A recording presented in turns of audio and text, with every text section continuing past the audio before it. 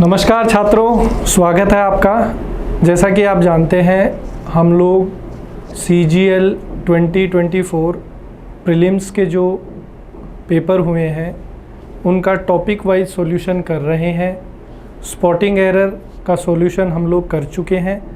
अब हम लोग जो ग्रामर का अगला टॉपिक आता है आपके एग्ज़ाम में, सेंटेंस इम्प्रूवमेंट, उस पर डिस्कशन करेंगे। तो आइए शुरू करते हैं।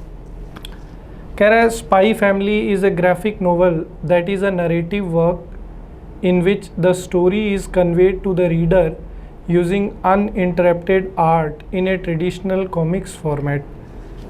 ये कहना चाह रहा है कि स्पाई फैमिली जो है ये बेसिकली एक ग्राफिक नोवेल है। ग्राफिक नोवेल क्या होता है? जिसमें हम लोग पिक्चर्स का यूज़ कर रहे हैं, फोटोग्राफ्स का यूज़ कर रहे हैं, तस्वीरों के माध्यम से कोई कहानी जो है बताने की कोशिश कर रहे हैं। आपने बचपन में नागराज, सुपरमैन, चाचा चौधरी, इस तरीके की कॉमिक्स पढ़ी होगी। तो उनमें क्या होता था, तस्वीरें भी आती थी, फोटोग्राफ्स आती थी और फोटोग्राफ्स के साथ जो है स्टोरी कन्वे की जाती थी। तो कह रहे हैं स्पाई फैमिली एक ऐसा ग्राफिक नोवेल है जिसके अंदर जो नरेटिव वर्क है, मतलब जो स्टोरी को कन्वे करने का काम है, वो इस तरीके से किया गया है। किस तरीके से? Uninterrupted art in traditional comics format. Comics format में कैसी आर्ट? अनइंटरप्टेड। अनइंटरप्टेड मतलब बिना रुके। तो ये जो नाम इन्होंने दिया है आर्ट को, अनइंटरप्टेड आर्ट, ये गलत है। बेसिकली उस आर्ट का नाम अनइंटरप्टेड आर्ट नहीं है। तो क्या होगा उस आर्ट का नाम, ये अपने को पता करना है। देख रहा है लॉन्गिट्यूडनल आर्ट। लॉन्गिट्यूडनल का मतलब लैटिट्यूड, लॉन्गिट्यूड, ये दो चीज़ें आपने ज्योग्राफी में पढ़ी होगी। तो लैटिट्यूड होता है हॉरिजॉन्टल लाइंस और लॉन्गिट्यूड होता है वर्टिकल लाइंस। तो लॉन्गिट्यूडनल आर्ट नहीं होती है कॉमिक्स फॉर्मेट में, तो ये गलत हो गया। यहाँ कह रहा है सेडिमेंटियल आर्ट, सेडिमेंटल का मतलब होता है रेसिड्यू, मतलब बचा कुचा। तो बची कुची आर्ट ऐसी कोई आर्ट नहीं होती है कॉमिक्स में। फिर ये कह रहा है एग्जिस्टेंशियल आर्ट। एग्जिस्टेंशियल का मतलब होता है जो चीज़ प्रेजेंट है, मौजूद है, उपस्थित है। तो ऐसी कोई आर्ट नहीं होती है। सीक्वेंशियल आर्ट, सीक्वेंस का मतलब होता है ऑर्डर। सीक्वेंस जो शब्द है इसका मतलब क्या होता है? ऑर्डर। ऑर्डर मतलब क्रम। तो बिल्कुल जब हम लोग कोई कहानी सुनाना चाहते हैं तो उसमें पहले ये तस्वीर दिखाई जाएगी, फिर ये, तो उसका एक सीक्वेंस होता है। तो ये आर्ट जो है इसका हम लोग यूज़ करते हैं कॉमिक्स फॉर्मेट में। तो ऑप्शन ए जो है वो हमारा बिल्कुल करेक्ट आंसर होगा। और ये एक अपन इम्पॉर्टेंट क्वेश्चन बोल सकते हैं, अच्छे स्टैंडर्ड का क्वेश्चन था। CGL के एग्ज़ाम के हिसाब से बात करें तो इस तरीके के क्वेश्चन आने चाहिए पेपर में। ठीक है, चलिए आगे बढ़ते हैं और अगला क्वेश्चन सॉल्व करेंगे। कह रहा है she has been studying for 2 o'clock, कि वह जो है 2 बजे से पढ़ रही है। ये बहुत ही लॉलीपॉप क्वेश्चन आ गया। देखिए यहाँ पर ध्यान दीजिए, हमने जो एडवर्बियल फ्रेज यूज़ किया है वो फॉर यूज़ किया है। यहाँ क्या लिखा हुआ है? 2 o'clock। दोस्तों 2 o'clock जो है वो किसको रिप्रेजेंट कर रहा है? पॉइंट ऑफ टाइम को। जब हम लोग टेंस चैप्टर पढ़ते हैं तो उसके अंदर जब परफेक्ट कॉन्टिन्यूअस टेंस पढ़ते हैं तो वहाँ पे हम लोग 2 चीज़ों के बारे में पढ़ाई करते हैं। एक तो होता है सिंस और एक होता है फॉर। सिंस का उपयोग हम लोग कहाँ पे करते हैं? पॉइंट ऑफ टाइम के लिए करते हैं, अर्थात निश्चित समय। और फॉर का उपयोग कहाँ करते हैं? पीरियड ऑफ टाइम के लिए। फॉर का उपयोग हम लोग कहाँ पे करते हैं? पीरियड ऑफ टाइम, मतलब समय सीमा, टाइम ड्यूरेशन। तो जब आपको फिक्स बता रखा है कि कब से पढ़ाई हो रही है, 2 बजे से, तो ये नहीं आएगा। यहाँ पर करेक्ट एडवर्बियल फ्रेज कौन सा है? सिंस है। तो सिंस कहाँ पर दिया हुआ है? चारों ऑप्शन में बी में दिया हुआ है। तो आंसर हमारा ऑप्शन नंबर बी हो जाएगा। ठीक है, चलिए अगला देखो। अगला क्वेश्चन ध्यान से समझते हैं। कह रहा है spreading awareness about the rights of the consumers and the relief open to them in case they did not get their money's worth of goods and service has rightly been identified as the first priority। कह रहा है कि लोगों को, मतलब जो consumer है, जो उपभोक्ता है, उनके अधिकारों को लेकर जागरूकता फैलाना और फिर उनको उसके मुकाबले जो छूट है, जो अधिकार है, वो देना। इन केस कौन सी स्थिति में? They did not get their money's worth of goods. उस स्थिति में जब वो जितना पैसा देते हैं सामान के लिए, उस पैसे की मूल्य के हिसाब से उन्हें गुणवत्ता नहीं मिले सामान में, तो उनको जो है हम लोग उनको अपने अवेयरनेस फैलानी चाहिए। और ये एक पहली प्राथमिकता होनी चाहिए किसकी? गवर्नमेंट की। तो यहाँ पर इन्होंने लिखा है they did not get their money's worth, वे नहीं प्राप्त करें या उनको नहीं मिले उनके पैसे की कीमत। ऑप्शन ए कह रहा है were unable to get their money's worth, कि वो असक्षम रहे अपने पैसे की मूल्य। No substitute, did not getting. देखिए डिड के साथ कभी वर्ब की फर्स्ट फॉर्म के अलावा कुछ आ ही नहीं सकता। अंग्रेज़ी में आपको हमेशा ध्यान रखना है, जब भी डू, डज और डिड ये आपको हेल्पिंग वर्ब की तरह नज़र आए, तो इनके बाद जो मेन वर्ब होती है वो हमेशा वर्ब की कौन सी फॉर्म होती है? First form. तो ये सी तो आपका आंसर नहीं हो सकता। विल नॉट गेट, भाई फ्यूचर के अंदर बात है कि भाई उनको नहीं मिलेगा, जबकि बात किस में चल रही है? पास्ट में चल रही है, तो ये भी पॉसिबल नहीं है। अब ए या बी? ए कहता है कि वो असक्षम रहे थे पैसे के मूल्य के हिसाब से गुणवत्ता प्राप्त करने में, और नो सब्सटीट्यूशन का मतलब है कि उनको नहीं मिली थी। तो spreading awareness about the rights of the consumers and the relief open to them in case, कौन से समय उनको आप अवेयरनेस स्प्रेड करेंगे कि जब वो असक्षम रहे थे किसी चीज़ को प्राप्त करने में। देखिए यहाँ पर बीन लगा हुआ है, तो बीन जो है ये किसका सूचक है? पैसिव का सूचक है। तो पैसिव का सूचक है तो हम लोग पैसिव स्ट्रक्चर को प्रायोरिटी देंगे। डिड नॉट गेट, ये भी सेम मीनिंग कन्वे कर रहा है, बट ये किस में है? एक्टिव का है, जबकि जो सेंटेंस है हमारा वो पैसिव में है, क्योंकि अवेयरनेस किसी और के द्वारा फैलाई जाएगी। तो इसलिए यहाँ पे ये बोला जाएगा कि वे लोग जो असक्षम रहे थे पैसे के मुकाबले उस गुणवत्ता का माल प्राप्त करने में। तो यहाँ ऑप्शन ए जो है बिल्कुल ठीक है। ये भी एक इम्पोर्टेंट क्वेश्चन की श्रेणी में आएगा। ठीक है, चलिए आगे बढ़ते हैं, अगले क्वेश्चन को सॉल्व करेंगे। Question number 4, each participant have performed well. ये तो बहुत ही आसान क्वेश्चन है। कैसे? यहाँ पर ईच लिखा हुआ है। ईच जो है इसका नेचर कैसा होता है? सिंगुलर होता है। तो ईच का नेचर सिंगुलर होने की वजह से जो नाउन हम लोग ईच के साथ इस्तेमाल करते हैं वो कैसा होता है? सिंगुलर होता है। इसलिए हमने यहाँ पार्टिसिपेंट लिखा। और आगे जो वर्ब हम लोग यूज़ करते हैं वो भी कैसी यूज़ करते हैं? सिंगुलर यूज़ करते हैं। अब हैव जो है ये तो प्लूरल वर्ब है, तो इसलिए इसको हटाएंगे और सिंगुलर लगाएंगे। अब सिंगुलर देखो कहाँ पर है? एक तो यहाँ पर है और एक यहाँ पर। अब वॉज परफॉर्म क्यों नहीं कर रहे? क्योंकि भाई वॉज के साथ थर्ड फॉर्म पैसिव में आती है, जबकि ये सेंटेंस हमारा पैसिव में नहीं है। एक्टिव वॉइस का वाक्य है कि प्रत्येक प्रतियोगी ने अच्छा परफॉर्म किया था या अच्छा परफॉर्म कर चुके हैं। तो प्रेजेंट परफेक्ट की तरफ जाएंगे तो कौन सा सिंगुलर वर्ब लेंगे? हैज़। तो हमारा आंसर क्या हो जाएगा? Option B. ठीक है, चलिए अगला क्वेश्चन देखो। कह रहा है I have been living in Hyderabad since I am born. कह रहा है कि मैं हैदराबाद में रह रहा हूँ जब से मैंने जन्म लिया है। तो जब से जन्म लिया है ये इस तरीके से नहीं है। कह रहा है हैदराबाद में रह रहा हूँ जब से जन्म लिया था, बचपन से, इस तरीके से बोलना चाह रहा है। दूसरा कि यहाँ पर हमें कौन सा टेंस नज़र आ रहा है? Present perfect continuous. देखिए प्रेजेंट परफेक्ट कॉन्टीन्यूअस अगर आपको मेन क्लॉज में नज़र आ जाता है और उसके बाद में आपको सिंस किसकी तरह नज़र आ जाए? Adverb of time. ये सिंस जो है यहाँ पर एडवर्ब ऑफ टाइम की तरह काम कर रहा है कि मैं हैदराबाद में रह रहा हूँ उस समय से जब से मैंने जन्म लिया था। तो इस तरीके का स्ट्रक्चर जब भी आपको मिले कि मेन क्लॉज में प्रेजेंट सिंपल हो, प्रेजेंट परफेक्ट हो या प्रेजेंट परफेक्ट कंटिन्यूअस हो और सिंस एडवर्ब ऑफ टाइम की तरह काम करे, तो जो सबऑर्डिनेट क्लॉज होता है वो हमेशा पास्ट सिंपल में लिखा जाता है। किस में लिखा जाता है? पास्ट सिंपल में। तो सिंस आई एम बॉर्न की जगह आपको क्या लिखना पड़ेगा? सिंस आई वॉज बॉर्न, कि जब से जन्म लिया था। तो यहाँ जो है ऑप्शन डी हमारा करेक्ट आंसर होगा। अगला देखिए, कह रहा है rare species of frogs were very quicker identified by Stella, कि जो अपने मेंढक हैं उनकी एक ऐसी प्रजाति जो बहुत ही अलग है, बहुत ही जल्दी आइडेंटिफाई कर ली गई थी स्टेला के द्वारा।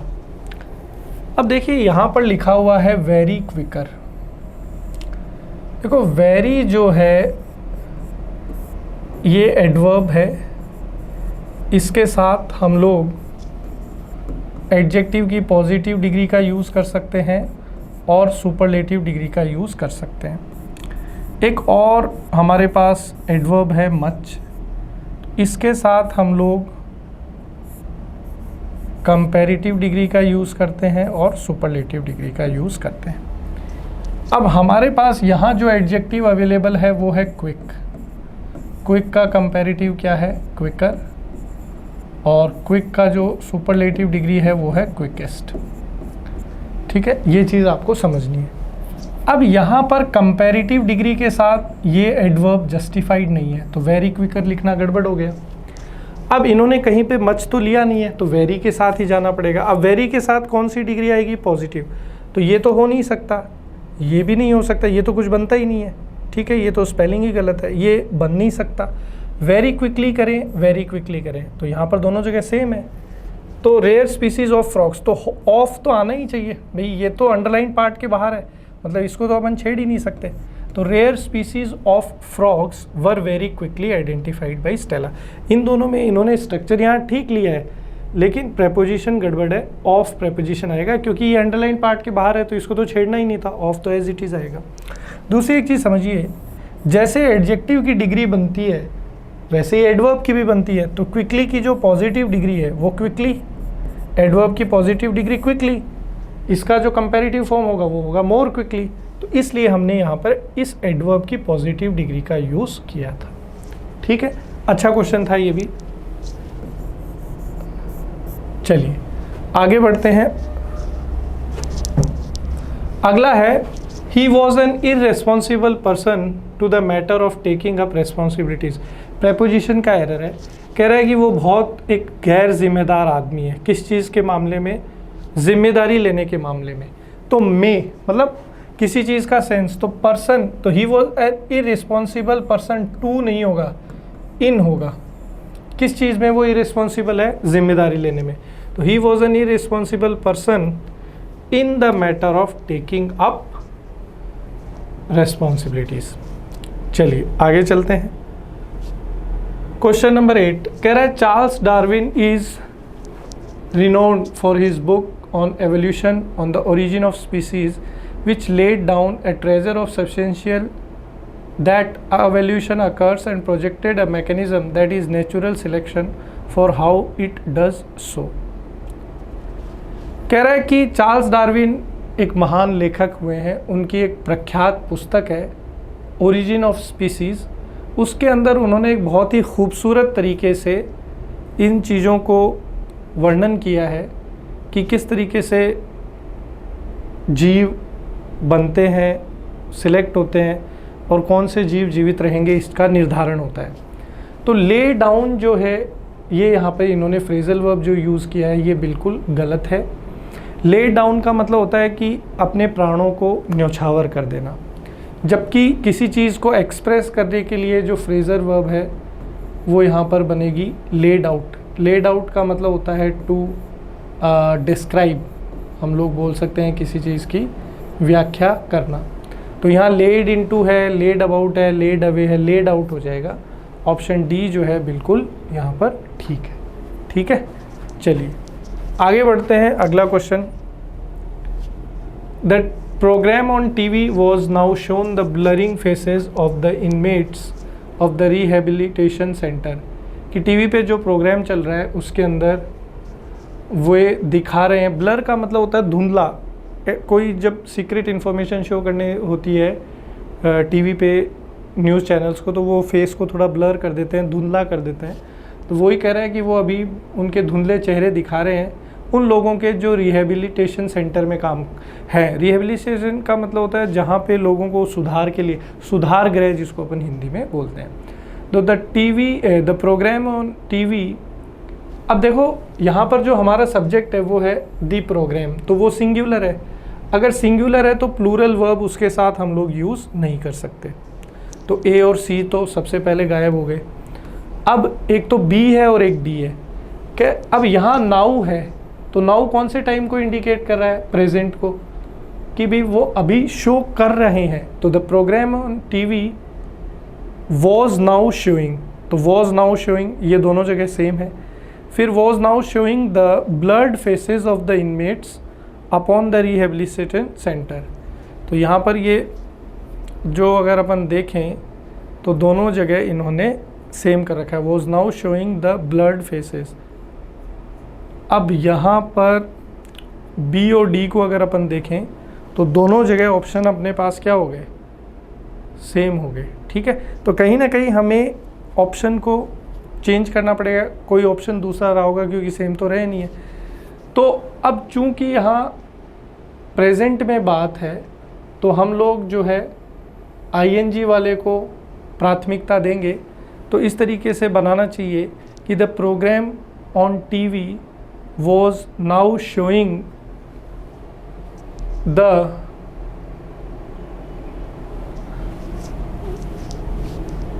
Blurred faces of the inmates of the rehabilitation centre. Oh sorry, देखिए यहाँ आगे जाके प्रेपोजिशन को थोड़ा सा इन्होंने चेंज कर रखा है, तो ये चीज़ है, तो ये सेम नहीं है। तो अब यहाँ पर कौन सा प्रेपोजिशन ठीक है? तो the programme on TV was now showing the blurred faces of the inmates of the rehabilitation centre. Upon नहीं आएगा, क्यों? क्योंकि ऑफ प्रेपोजिशन का काम क्या है? रिलेट करने का। तो किसके ब्लर्ड फेसेस दिखाए जा रहे हैं? रिहेबिलिटेशन सेंटर के अंदर जो लोग हैं उनके। तो रिलेट करना है, तो यहाँ अपॉन प्रेपोजिशन नहीं होगा, ऑफ होगा। तो हमारा आंसर जो है ऑप्शन कौन सा हो जाएगा? बी। ठीक है, वो आगे ध्यान नहीं दिया था मैंने, तो मुझे दोनों सेम लग रहे थे तो मुझे लगा कुछ चेंज करना पड़ेगा, पर ठीक है, बी हमारा आंसर बन जाएगा। क्वेश्चन नंबर 10 कह रहा है when I saw him I will ask him to return the book he borrowed. ये बेसिकली ओपन कंडीशनल, जो कंडीशनल सेंटेंसेस हम लोग चैप्टर पढ़ते हैं उसके अंदर जो पहला टाइप है ओपन कंडीशनल, ज़ीरो कंडीशनल के बाद वो है। ओपन कंडीशनल में हम लोग जो है एक प्रैक्टिकल कंडीशन की बात करते हैं, ऐसी कंडीशन जो व्यवहारिक रूप से संभव है, और इसमें जो हमारी कंडीशन होती है उसको हम लोग प्रेजेंट सिंपल में एक्सप्रेस करते हैं, और जो उसका रिज़ल्ट होता है कंडीशन का या कॉन्सिक्वेंस होता है, परिणाम, उसको हम लोग जो है या तो फ्यूचर सिंपल टेंस में या मॉडल सिंपल। मॉडल सिंपल का मतलब होता है मॉडल के साथ फर्स्ट फॉर्म, ये दो यूज़ करते हैं। अब ये कह रहा है कि जब मैंने उसको देखा था, आई विल आस्क, तो मैं उससे कहूँगा कि मुझे जो है किताब लौटा दे। तो देखो विल आस्क ये क्या दे रखा है? Future simple. तो रिज़ल्ट फ्यूचर सिंपल में है, तो कंडीशन किस में होनी चाहिए? प्रेजेंट सिंपल में। अब यहाँ पर जो आपको कंडीशन दे रखी है वो तो पास्ट सिंपल में है, तो इसको फर्स्ट फॉर्म लगा देंगे तो फ्यूचर में आ जाएगा। तो ये बनेगा व्हेन आई सी हिम, कि भाई जब मैं उसे देखूँगा। तो यहाँ पर जो है कौन से ऑप्शन की तरफ जाना पड़ेगा? ऑप्शन डी, कि व्हेन आई सी हिम, कि जब भी मैं उससे मिलूँगा तो मैं उससे कहूँगा कि मुझे एक पुस्तक जो है वापस लौटा दे।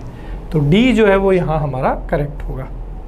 नेक्स्ट कह रहा है Gaurav was no good than a foolish person. कई बार मैंने आपको करवाया है ये क्वेश्चन। देन से पहले हम लोग हमेशा कंपैरेटिव डिग्री का यूज़ करते हैं।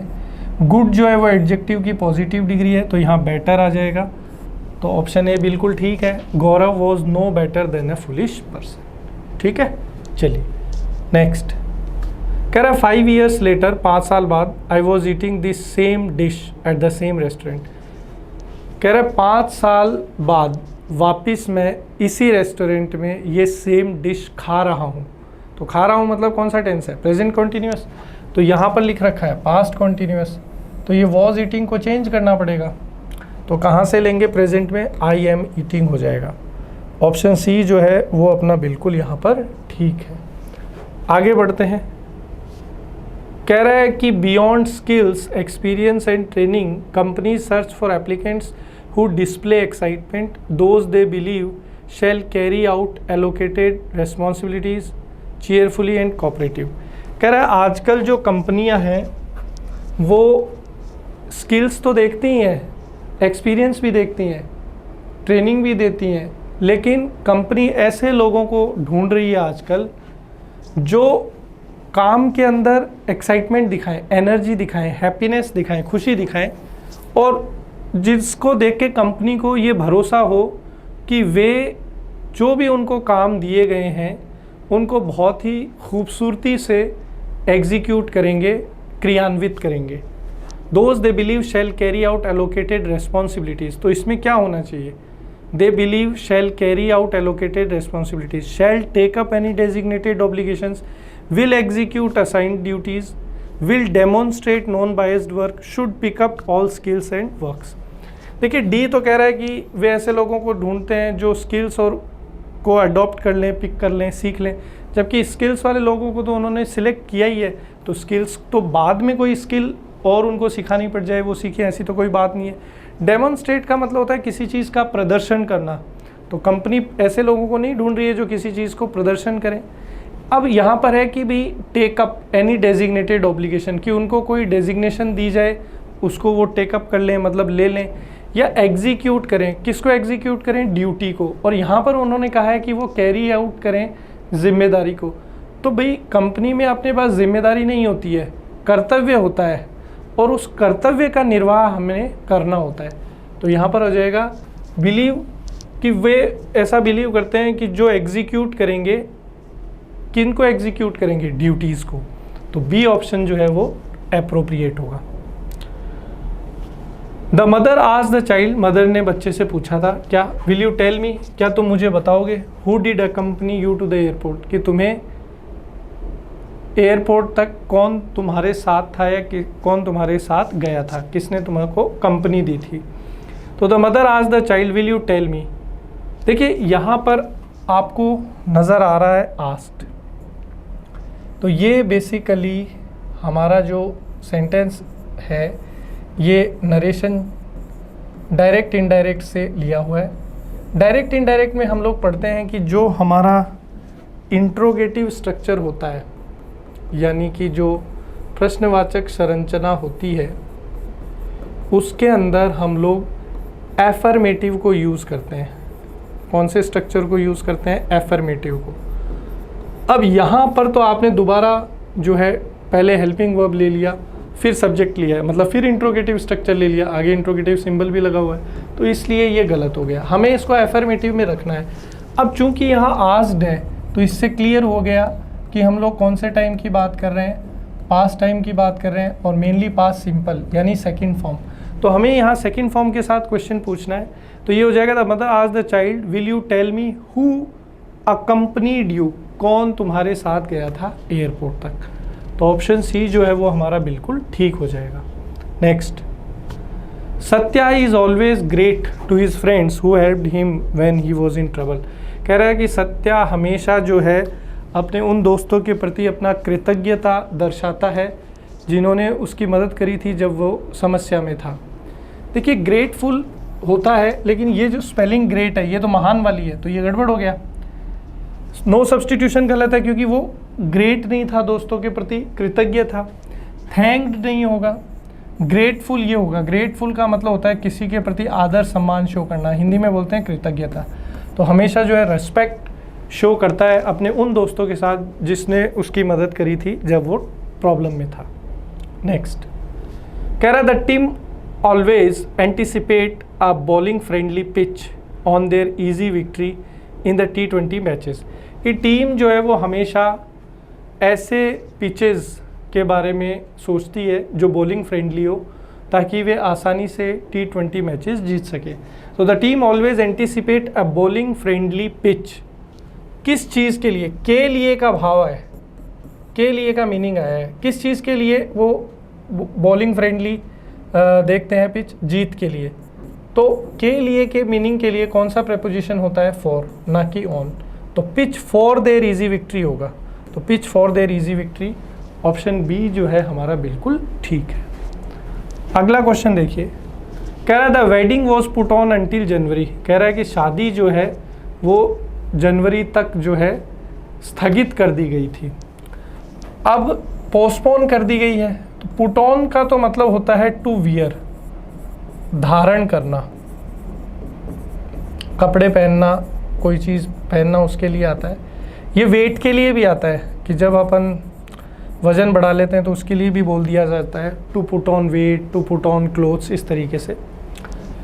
पुट इन का मतलब होता है कि किसी चीज़ में एफर्ट डालना, प्रयास करना। पुट डाउन का मतलब होता है किसी चीज़ को रिजेक्ट कर देना। पुट ऑफ का मतलब होता है किसी चीज़ को पोस्टपोन कर देना, या अपन बोल सकते हैं स्थगित। तो ये सबसे अप्रोप्रिएट है इसमें, क्योंकि कह रहा है कि शादी को जनवरी तक स्थगित कर दिया गया है। पुट अप का मतलब होता है किसी चीज़ को झेलना या किसी चीज़ को टॉलरेट करना। तो ऑप्शन बी हमारा बिल्कुल ठीक है। Next, it is very hard for her to provide the necessities of her family. कह रहा है कि बहुत मुश्किल था उसके लिए कि वो उपलब्ध करवा पाए क्या? ज़रूरतें। किसकी ज़रूरतें? परिवार को ज़रूरी चीज़ें उपलब्ध करा पाए। तो it is very hard for her to provide the necessities. किसको ज़रूरतें? परिवार को। तो प्रोवाइड टू, प्रोवाइड वर्ब के साथ कौन सा प्रेपोजिशन एप्रोप्रिएट है? टू। अब यहाँ पर क्या है? ऑफ। तो ये गलत हो गया। टू कहाँ पर है? फ्रॉम है, ऑफ है, बाई है, टू यहाँ पर है। तो ऑप्शन ए बिल्कुल ठीक होगा। It is very hard for her to provide the necessities to her family. ज़रूरतें उपलब्ध करवा पाएँ किसको? परिवार को। तो ये फिक्स प्रेपोजिशन का क्वेश्चन था, प्रोवाइड टू होता है। Next, to the general public William was best known as a crusader for peace and as an admired critic about social, political and ethical subjects. आम जनता के लिए विलियम जो है वो व्यक्ति था जो लोगों के शांति के लिए काम करता था और उन लोगों को वो आलोचना करता था जो सामाजिक और राजनीतिक और ऐसे मुद्दों पे बात नहीं करते थे।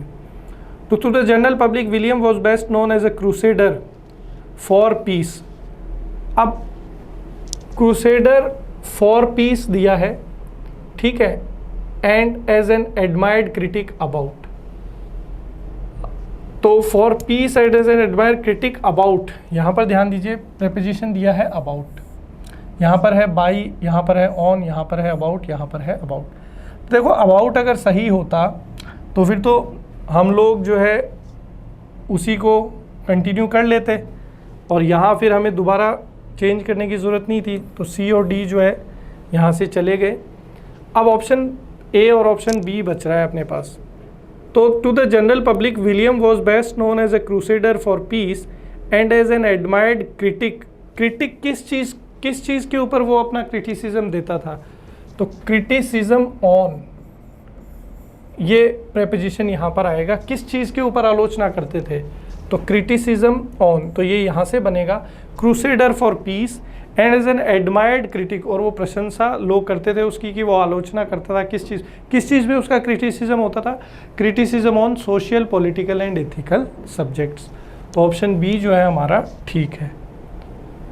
No matter how hard work you, your boss will not recognise your efforts. ये कह रहा है कि इस चीज़ से कोई फ़र्क नहीं है कि तुम कितना मेहनत से काम करते हो, तुम्हारा बॉस कभी तुम्हारे प्रयासों को जो है तवज्जो नहीं देगा। तो देखो यहाँ पर फ्यूचर है, will not recognise, future simple है। तो फ्यूचर सिंपल है अगर सबऑर्डिनेट क्लॉज में, तो मेन क्लॉज में प्रेजेंट सिंपल चाहिए। प्रेजेंट सिंपल का स्ट्रक्चर है, तो no matter how hard work you, present simple का स्ट्रक्चर तो है, लेकिन पहले सब्जेक्ट आएगा फिर उसके बाद में आपका ऑब्जेक्ट आएगा। तो ये बनेगा no matter how hard you work, how hard you work. ठीक है, ये इस तरीके से प्रेजेंट सिंपल के साथ जानेंगे कि no matter how hard you work, कि आप कितना मेहनत करते हो। तो वर्क जो है ये वर्ब की कौन सी फॉर्म है? First form. तो सेंटेंस के कौन से पार्ट में एरर हो गया? Part A. Next, as the rulers of the planet humans like to think that it is the largest creatures that will emerge victorious from the struggle for survival।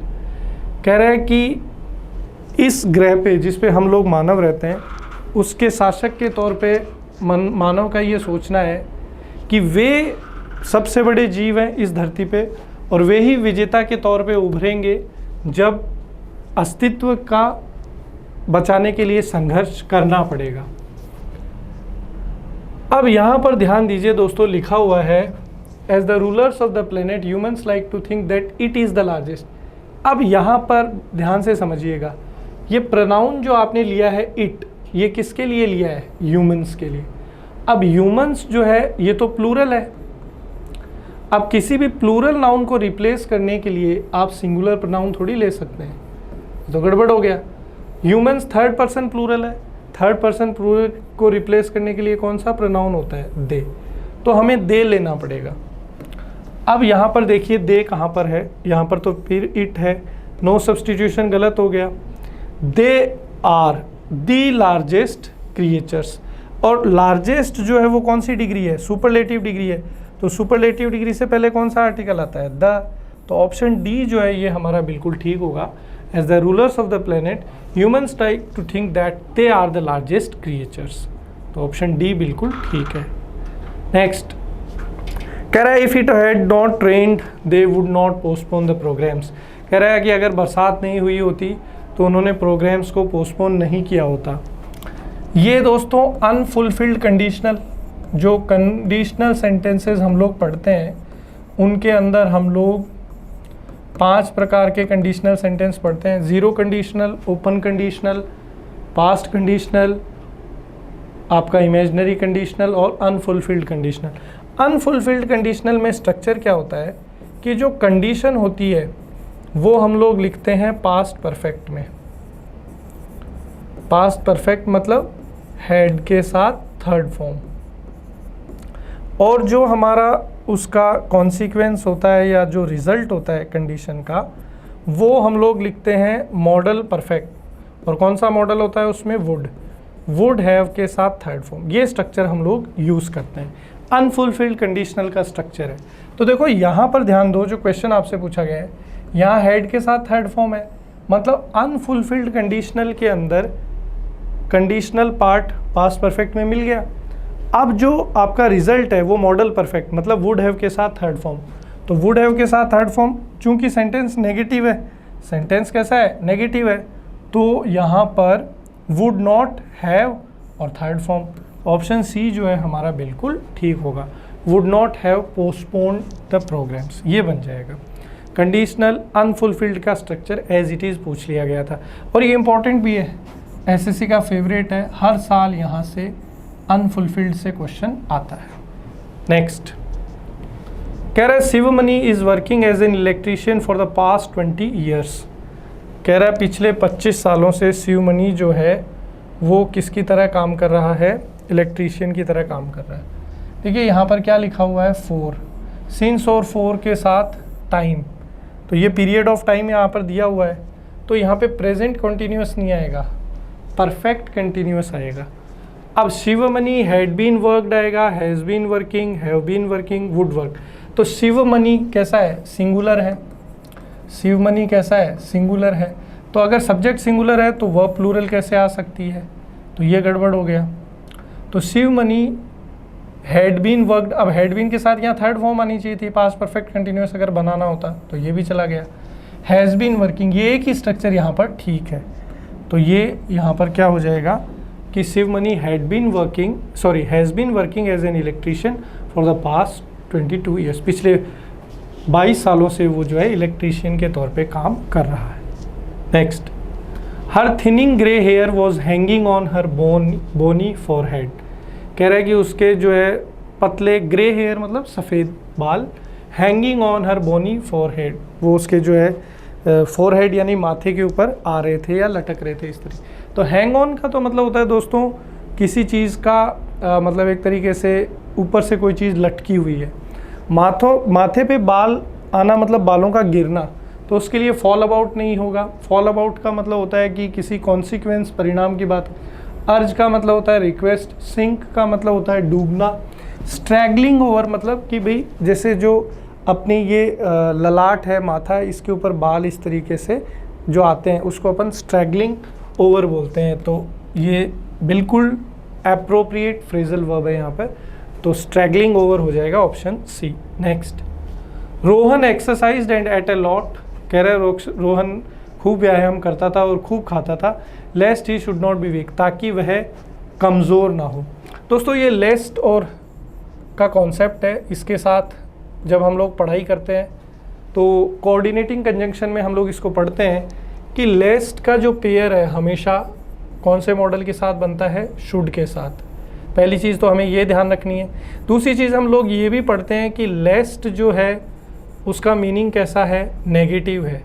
तो अगर लेस्ट का meaning negative है तो अगर किसी जगह हम लोग लेस्ट का उपयोग करते हैं तो उसके साथ हम लोग किसी भी प्रकार से नॉट का यूज़ नहीं कर सकते। तो ये जानकारी अगर आपके पास है तो बहुत आराम से आपका हो जाएगा। लेस्ट के साथ आपको शुड लगाना है लेकिन नॉट नहीं आना चाहिए। तो लेस्ट के साथ शुड है लेकिन नॉट आ गया तो ये गलत हो गया। लेस्ट के साथ शुड है लेकिन नॉट आ गया तो ये भी गलत है। लेस्ट के साथ वुड तो आ ही नहीं सकता, वुड तो आ ही नहीं सकता। लेस्ट के साथ शुड आएगा और नॉट भी नहीं आएगा, तो डी जो है हमारा बिल्कुल ठीक हो जाएगा। तो दोस्तों इसी के साथ ये सेंटेंस इम्प्रूवमेंट का एक सेशन अपना यहाँ कंप्लीट हुआ। एक और सेशन आप लोगों के लिए मैं लेकर आऊँगा। अगर ये वीडियो आपको पसंद आया है तो इसको लाइक करें, अपने दोस्तों के साथ इसको शेयर करें, अपने कमेंट हम तक पहुँचाएँ। रेगुलर वीडियोस देखने के लिए काइंडली चैनल को सब्सक्राइब करें। मिलते हैं अगले सेशन में। जय हिंद।